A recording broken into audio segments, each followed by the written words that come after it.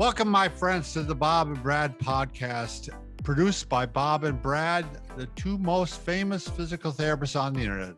I am Bob, and I'm exactly one half of the Bob and Brad team. Today, I'm going to interview a speech language pathologist. She's certified by the ASHA, which is a speech language pathology organization. She graduated from the University of Central Florida with an MA in 2005, and she's practiced as a medical-based speech language pathologist, primarily with adults in skilled nursing, inpatient and outpatient and home health settings. She's been an active clinician for many years in both developing and presenting multidisciplinary training and CE courses in areas such as dementia and treatment approaches for medically involved cases. So again, welcome our new guest, Betsy Page. Thank you, Betsy Page, for joining the program today. It's such an honor. Thank you so much for having me. Very well qualified with this topic, obviously. Oh, I know what I forgot to ask you. Do you have a breather with you? I have them all. Oh, good. Because people want to see this. So we're going to talk about COPD first today, and very common problem, and you cannot cure it, correct? But you can manage it. And let's say you have the person who would like to walk their dog, maybe, or even just walk down to get the mail, and they can't do that now. This device could actually help that. And we're talking about respiratory muscle training device, right? Yes. What does that exactly do?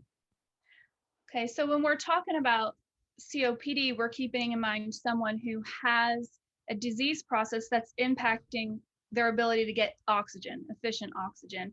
And so in that case, it's really important that we support that system so that it can operate at its optimum functioning, right? So if they have COPD and then weakness in their muscles of respiration on top of that, that increases the dyspnea that they're experiencing, the shortness of breath in their day-to-day activities like walking the dog.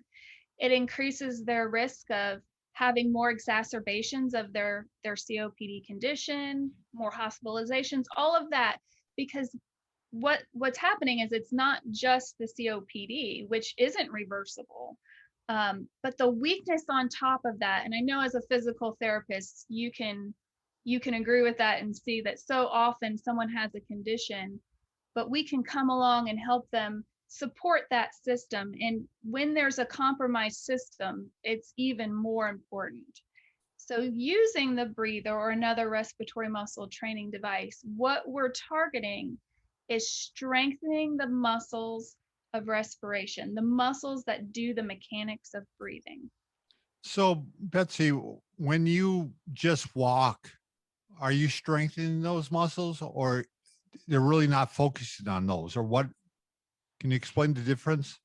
Well, sure. So when you're walking, absolutely. First of all, you're still breathing, right? When you're walking. And then we know things like the diaphragm, that biggest muscle that most of us think of when we think of muscles of breathing, that does a lot of work when you're walking. A lot's going on with balance and stability and posture.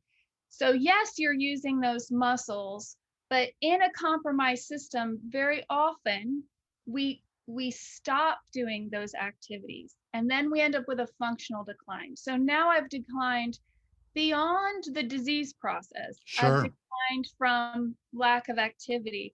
So in some cases, yes, like with a healthy person, activity, walking, that type of thing will keep me at par. But when I have a disease process, very often I stop a lot of that activity, and then it compounds the issue. So now we're looking for a more direct way to exercise those muscles, and that's what we can do with the So really a vicious cycle. I mean, you don't walk, so the muscles get weak, and the muscles get weaker because you don't walk. And I think you could compare it to in like weightlifting. Like when you walk, you're using the muscles of your leg, but you're not really strengthen them to a large extent. I mean, you have to do squats or quadricep strengthening or something to focus on. So what are some of the muscles that get weak besides the diaphragm? Well, yeah, the other muscles of respiration, so the intercostals. That's the muscles between the ribs. Yeah, Yeah. yeah. Now we don't want a lot of accessory muscle movement happening during respiration, right? That's not super efficient for one, and then we can end up with neck pain and that kind of thing. Sure. But we are getting activation of other muscles beyond the respiratory muscles when we're doing respiratory muscle training. And as a speech therapist, super important to me. So we're getting activation here in the throat area, the hyolaryngeal complex, and then the cheek and lip muscles that we need to engage in order to do the respiratory muscle training. So more is going on. But really with COPD in particular, we're looking to help strengthen that person's mechanics for ventilation, right? We want them to continue doing it independently. And we want them to be able to use to capacity. So other things going on with COPD, a lot of us know about air trapping. So we need the CO2 to get out to make Sure. sure for the oxygen to come in. And one nice thing about the breather is I'm adding resistance to strengthen those muscles. But exhale against resistance is also beautiful for stinting up those smaller airways so that we can get the gas exchange, and also mobilizing mucus or secretions in the lungs. So there are a few benefits we're going to see with COPD in particular. So yeah, we should probably be clear on this. When you use like a device like the breather, it's strengthening on the way in and it's strengthening on the way out. Yes. Which is unusual. Yeah, it's one of the few devices that does both. I like to train both because I, if we're thinking about an upper extremity movement, we want a nice controlled movement up, and we want that nice controlled movement down. We want to train the whole cycle. So I like it for that. But if we break it down and we think about, okay, muscles that control inhale, they're working 24/7, right? Maybe a few second break we take, but we need those to keep working. Muscles of exhale, they jump in for forced exhalation. We may think, oh, well, maybe that's not as important, except when you need to cough, you need it to be strong, productive. Otherwise, you're coughing, and not getting the job done. Sure. We also need that forced exhalation for speech, which is also super important. You might think, oh, well, that's not such a hard thing to do. But say you did walk your dog and you wanted to say hey to your neighbor, or maybe you needed to call for help. You want to have capacity to verbally communicate, even if you've been walking. Right. And earlier on, you talked about there's certain muscles you probably don't necessarily want to strengthen. And we see that sometimes with chest breathers, they call them, or you can see their neck muscles are overworking. So the breather kind of teaches you to use the right muscles, more excessively than the bad ones. Well, that takes training. And so that's part of where my job comes in. So Sure. My job is to help both clinicians, and then some people by themselves a breather, some people with COPD, but find the breather and buy it. And so it's really important from the beginning to focus on breathing from the diaphragm. I generally do it with patients before I hand them their breather. We focus on that belly breathing so that when they use the breather, they don't use it this way. Sure. Yep. Increase what we're not going for. So absolutely, we're not looking to just, strengthen whatever. The technique is really important. The breathing pattern is important. And that's where I think it's a good time to mention, on the breather website, which is PN Medical. So P as in Paul, N as in nice, medical.com. They have really good instructional videos.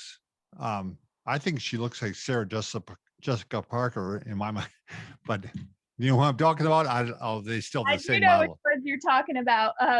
That's funny because there are some newer ones that are me now too. Oh, yeah.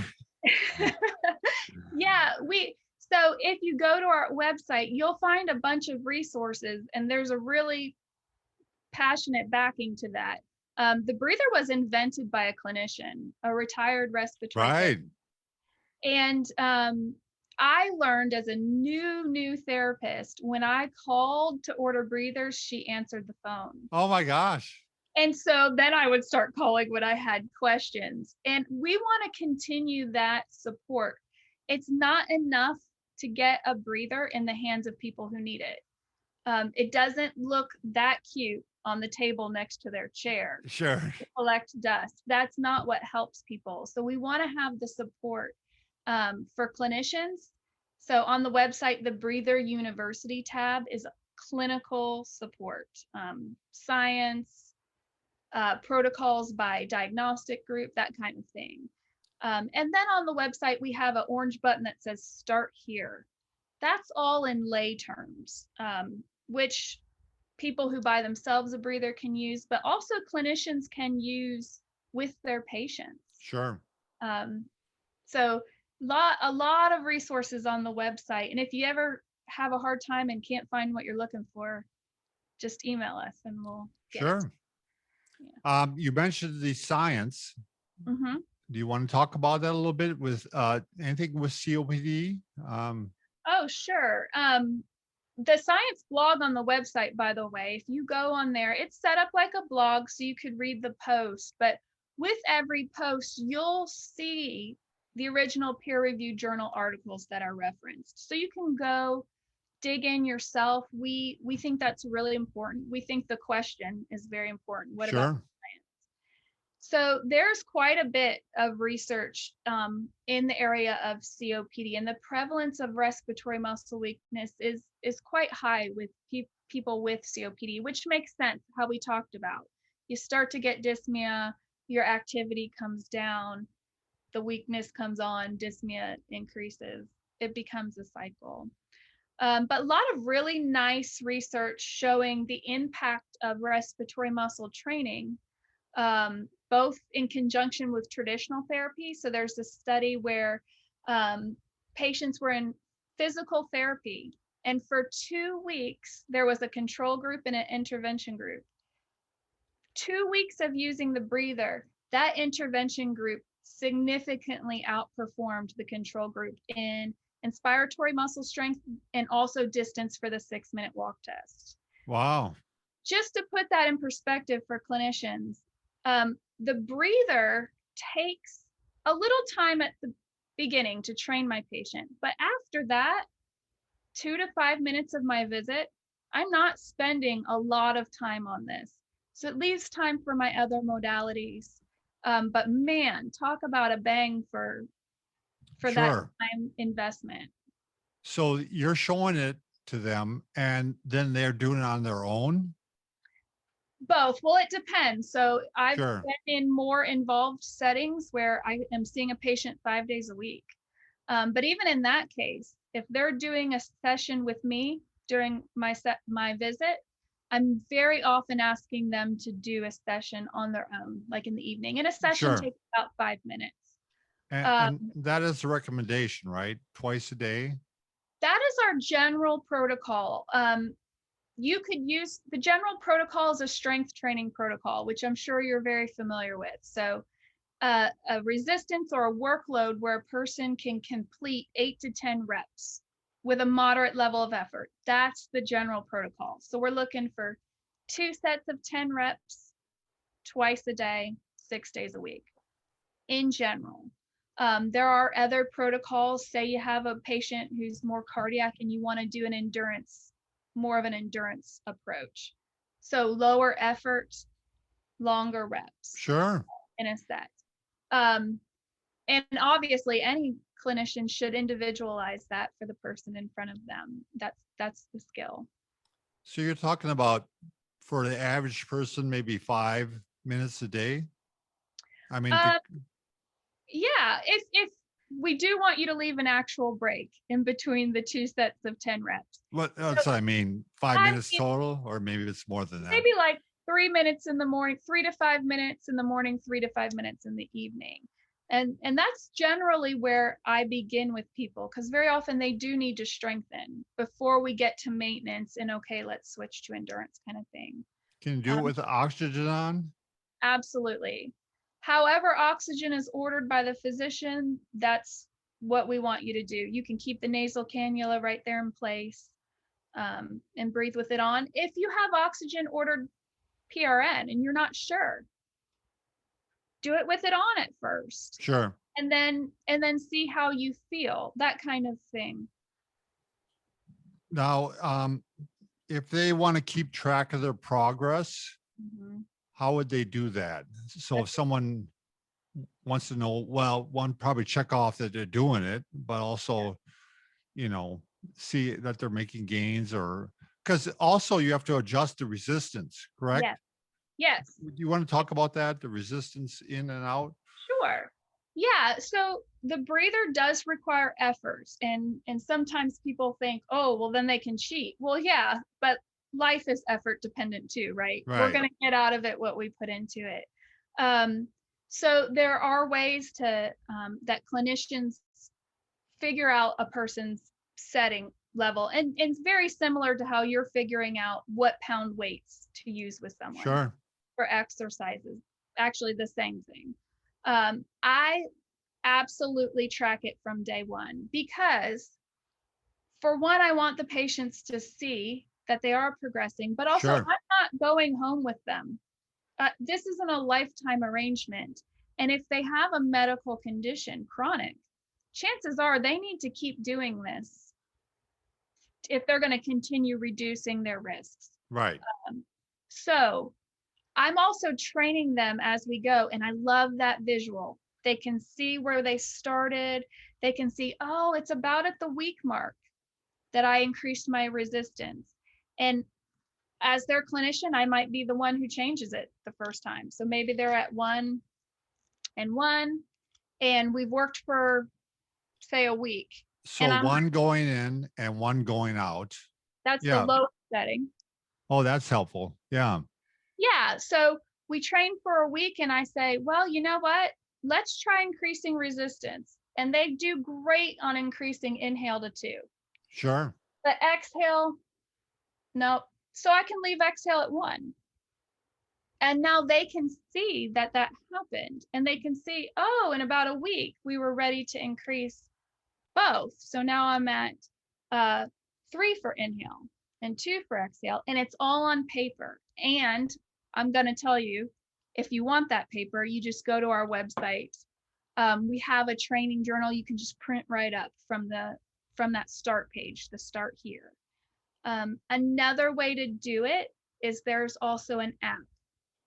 So say you or your client wants to download the app. It's called Breather Coach. You can just search for it in your app store. Breather Coach, they'll train along with the app. The thing I like the most about this is the app will say, inhale, exhale. Oh, sure. So it's going to give them the rhythm. So as they're wiring for this new neuromotor sequence, right? The timing's important. So if I see them in outpatient and I'm not going to see them again for a week, I love that they're going to train with the app. And then the app will also keep track of what they've done. So it could take the place of that training journal. Does it have any feature in there where you might measure how far you walk, or is that just something you should probably keep track of yourself? Like, I couldn't make it to the mailbox. Now I can. It's just another form of motivation, I would think. The app is going to have some newer things soon. Some things that are coming out, like maximum phonation time. You could test your own duration of your longest Oh, sure. So you could do that. Sit to stand test can Yep. be in there. But yeah, if you're a clinician out in the field and you're like, well, how am I documenting progress? Or how am I even documenting that a respiratory muscle weakness exists in the first place? It's going to depend on your discipline. So if you are physical therapy, yeah, you pair a dyspnea scale with that walk test that you're already doing. So you can have the person rate their dyspnea or rate it Right. for them. Say the American College of Sports Medicine dyspnea scale. I like that because it has descriptors. You can rate someone if they can't reliably rate themselves. So you rate their dyspnea before you do your tug or your 2-minute walk test, whatever, and you rate their dyspnea after. Now you have quantitative data you can track. Yeah. Do you want to give the definition of dyspnea? Yes. Sorry. Dyspnea is the word we use for shortness of breath. So Sure. how out of breath am I? Another tool that we developed that's available on the website is the breather effort scale. And for clinicians, I pair that right together with the talk test. It's not as usable if it's somebody who's like an athlete and Sure. they're using a device for performance, but someone in the medical setting, when I have them do a set, say I increased resistance, I ask them questions after. I do want to know the answer to the questions, but I'm also rating their breathlessness Sure. with speech, which is what the talk test does. You're always being sneaky, aren't you? I am. Yeah, it's true. And you know you do too. I know we do. So the levels of resistance are, was it 5 going in or 6 going in? 6 different levels and 5 going out? I can't remember. So it's 6 for inhale Oh, and sure. 5 for exhale. Sure. Yeah. And those pressures, we have that on the website, the pressures generated, and they're broken down for the medical device on what a healthy person would generate with those resistance levels, and then what a medically impaired person typically generates, just to give someone an idea, like, wait a minute, what kind of pressure's going to be happening within the person's system while they do this resistance training. I want to point out too, this is not an expensive device. It's very reasonable. So, I think you're making it available for everybody by pricing it that way. Yeah, So, that's the hope. I'm going to finish up this section with just talking about what are some of the other devices out there. I see people when they're in the hospital, they put them on the incentive spirometer, I believe it's called. Would that do the same thing? That's a good question. I often get this question. An incentive spirometer is not even in the same category because it doesn't add a workload. So it is asking someone to take a nice big inhale, and then we see the number that they can Right. generate, the milliliters of air they can displace for an inhalation. And that the idea is to stimulate those nice big inhales. Mhm. But it doesn't add a workload. So it doesn't give a resistance at all. Nope, It doesn't. Oh, no resistance. So if somebody was given an incentive spirometer and I happen upon it, I use it for data. I can include that data in my documentation. I can use it sure. for feedback to show the person, hey, look at you. But it's not an exercise device. That's way different then, Yes. obviously. So, was there anything else you wanted to add, Betsy, on COPD? Or I guess I can just at this time recommend again to check out the website, PN, that's Paul Nice medical.com, and it has just loads of information there. You can check it out. If you wanted to purchase breather, you could catch one there. So well, let me finish with that. If you are not working with a speech therapist or you're not working with a professional right now, do you think you're able to go to the website, order one of these, and maybe give it a try? Many people do. Many people do. And that's why the start page, that start here, was developed. We were really targeting those people who are buying themselves a breather. And there's instructions in the packet, but kind of you need a little bit more. So yeah, and if a person is considering doing that, you don't have to buy a breather before you go watch those videos on the Right. start page. You can just go watch them and see what you think. There are also user stories on there, so you can go and say, oh, let me see what other people with a condition like mine is saying. Betsy, is there anything else you want to add? I'd say, use the website as resources, but also reach out to us if you have questions. It's why PN Medical has a clinical team, and it's always a pleasure. Well, that's good. Do you have I mean, do they have an email that we could put under the comments here that people could reach out that way? Yep, care, CARE, at See, pnmedical.com. oh, nice. So care@pnmedical.com. I'll have it down below too. So, well, Betsy, we were so happy to have you here today. This is, a problem that is really quite prevalent, in many forms, and that you were able to address. And it's a fairly simple solution, not always a solution, but maybe at least managing issue that with so many problems. So thanks again. I hope we can maybe have you on the program again sometime. We got a Thanks lot for of, having me. thanks.